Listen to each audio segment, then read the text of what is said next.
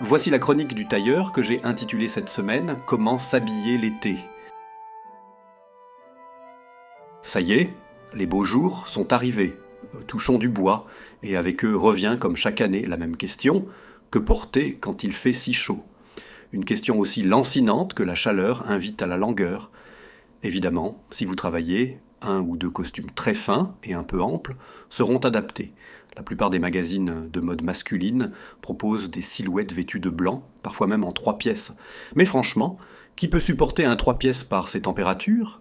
La laine reste-t-elle la matière idéale? Oui, pour le haut du corps, c'est-à-dire pour la veste. Rien n'est plus fin, ni plus élégant. En revanche, pour le pantalon, la question se pose plus sérieusement, car chaleur veut dire transpiration, et transpiration veut dire nettoyage fréquent. Or, il faut bien reconnaître qu'un pantalon en laine, aussi fine soit-elle, n'est peut-être pas le choix le plus pratique. Il ne passe pas vraiment en machine. Le pantalon en coton apparaît alors comme le choix de la raison. Seulement, le coton a un défaut. Il n'est jamais tout à fait net. Il finit toujours par se froisser, avec parfois cet aspect de carton plié. Mais il est tout de même possible d'en trouver dans de beaux poids.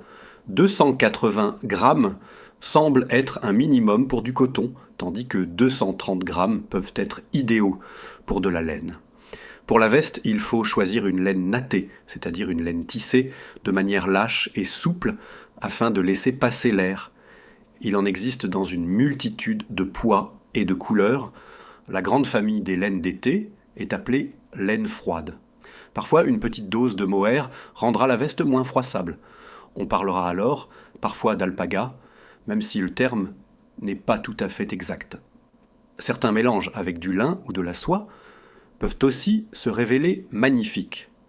Vous pouvez donc opter pour un costume bleu marine, très fin, ou pour le même bleu marine avec de fines rayures tennis. La veste pourra se porter seule, ce qui vous donnera une tenue supplémentaire. Sinon, le basique indispensable à dénicher, c'est le blazer en natté aérien, et non doublé. Vous le compléterez facilement avec un chino de coton clair ou avec un pantalon de laine froide gris. En complément, un veston sport dans une belle toile de laine, couleur bronze, peut s'avérer très passe-partout.